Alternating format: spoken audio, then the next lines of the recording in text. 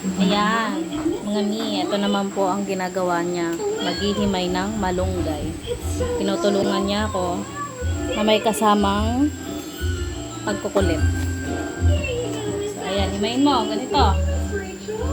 Ayan. Tinuturuan ko na nga siya dyan kung paano maghimay. Sige, go, get. Yes.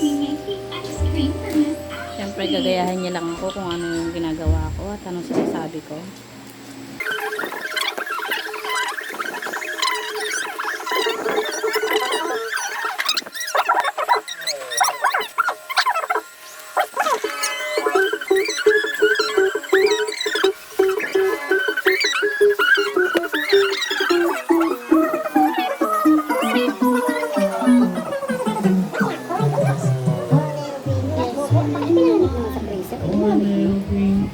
Di masarap?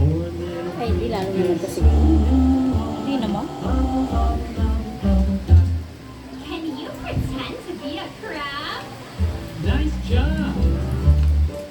Let's pretend to be starfish. And you Next.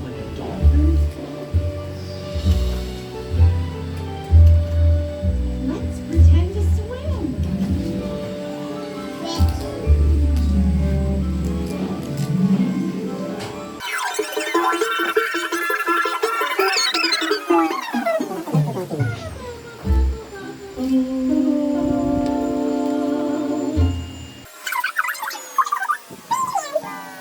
Ito daddy na.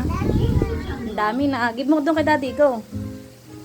Does a lion lick a lollipop?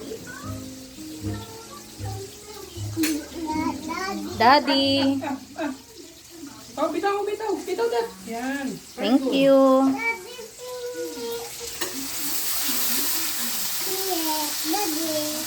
Ang cooking pa.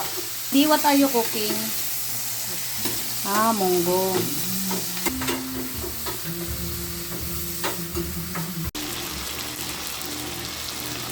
Pag naka-orange na. Color oil. We'll go with shrimp.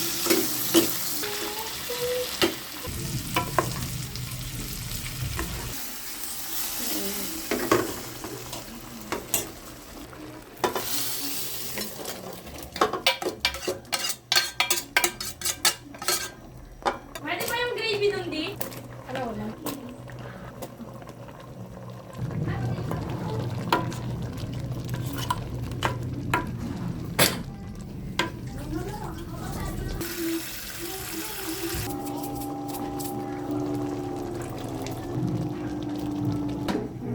Wala nang ano, nawala sa mo.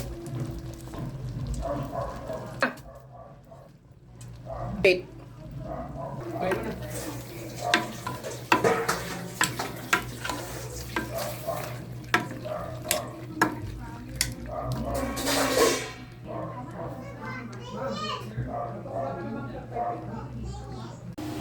Tadan! Ayan, luto na ang aming ulam. Ang luto ng aking asawa. Masarap yan. At ayan, maglalas supper na pala kami dyan. Ayan, ano na yung aking bulinggit dyan. At syempre, ayan, nagpray muna ako dyan. So, ayan, kain na ako. At syempre, muna ang aking mamila, ang senior citizen. Ay, hindi pa pala. Malapit na pala. Dito ka. Ayan, sumantok na ako ng ulam.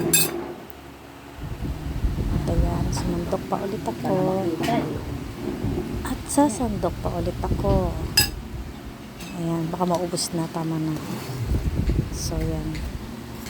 Kakain na ako dyan. Dinarap siya dun sa isang... So, syempre, kung maglaway kayo, ayan, sige, samahan nyo lang ako kumain para hindi maglaway. So, ayan na. Sarap. So, yun muna. Focus muna ako sa pagkain, ha. Balikan ko na lang kayo later. May birthday yata. Bye.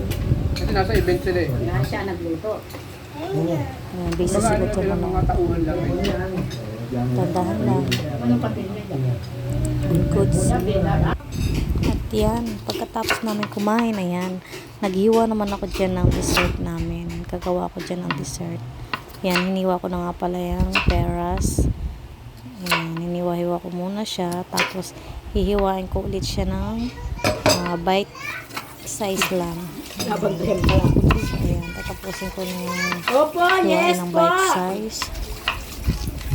Ano ugas na rin? Ayan. Siyempre, hindi talaga mawawala ang dessert after natin Opo! kumain. Pero sabi ng doktor, mas mainam daw kumain ng prutas before the meal. Pero dahil nasanay tayo, after the meal tayo kakain. Ayan, patapos na, tinatanggalan ko na siya ng mga buto-buto niya para madali na siyang kainin. At ayan, naghiwa na rin ako dyan ng kalamansi. Ayan. Alam niyo ba kung ba't may kalamansi? Kasi lalagay ko yan dyan sa pears.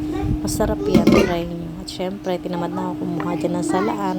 Kaya ginamit ko na lang ay ang aking kamay. Nagugas naman ako dyan, mga 3 hours sa bunga lang. Char lang. Syempre, bagong hugas ako dyan. So, ayan. Lagyan ko na siya ng 3 pirasong kalamansi. Ayan. Tapos, may ilagay na ako dyan salt. So, yun lang. Pampasarap. At ready to eat na nga tayo dyan. Syempre, nauna na ang aking chikiting. Hindi pa uhuli sa pagkain. At ayan. Ayan, nasarapan nga siya dyan.